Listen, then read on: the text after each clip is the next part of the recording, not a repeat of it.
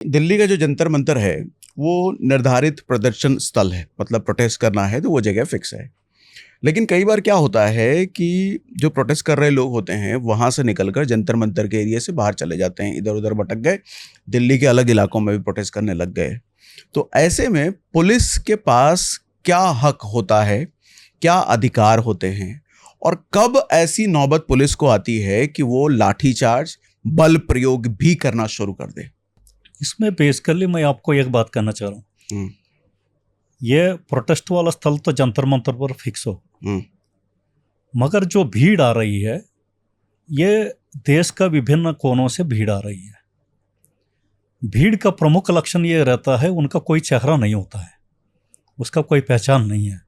भीड़ अपने आप में गुमनाम है, तो उस गुमनाम में कौन उसके अंदर प्रवेश कर रहा है और किस प्रकार के लोग उसमें शामिल हो रहा है, उसका कोई नियंत्रण करने वाला कोई सिस्टम तो नहीं है।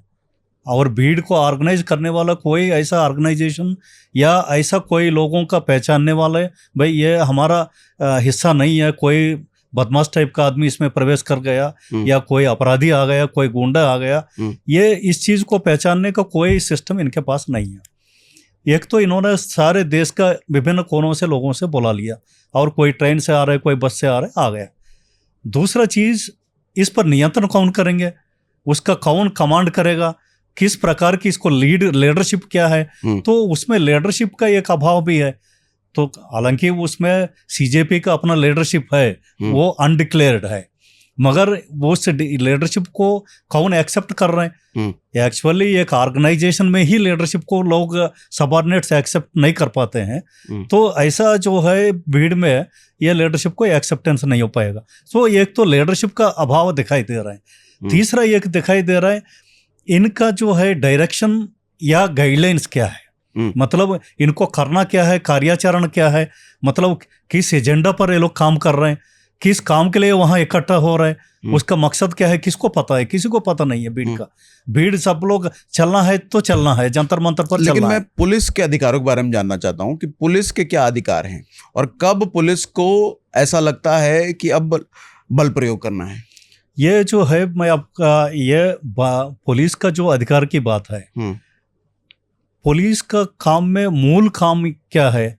लॉ एंड ऑर्डर को संभालना, मतलब शांति व्यवस्था आपको बनाए रखना है। शांति व्यवस्था के लिए पुलिस के अधिकार में ये है, एक तो भीड़ को एकत्रित नहीं होने देना है, एकत्रित नहीं होने देना है। तो जैसा पहले 144 धारा लगता था सीआरपीसी में, बीएनएस का अलग धारा लग रहा है।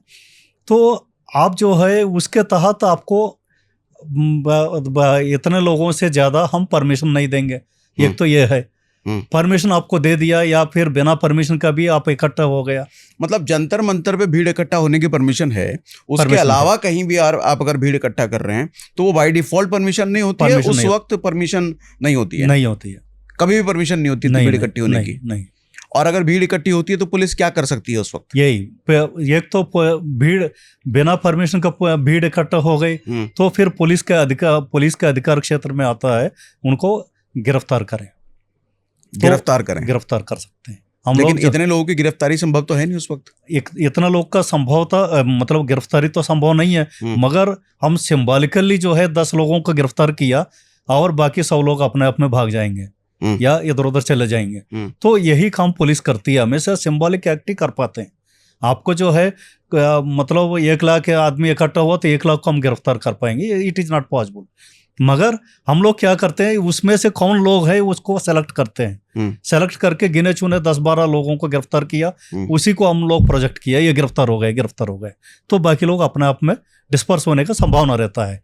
अब इन दिस केस मान लीजिए हमारा गिरफ्तारी के बाद भी कोई हट नहीं रहे, फिर क्या करें?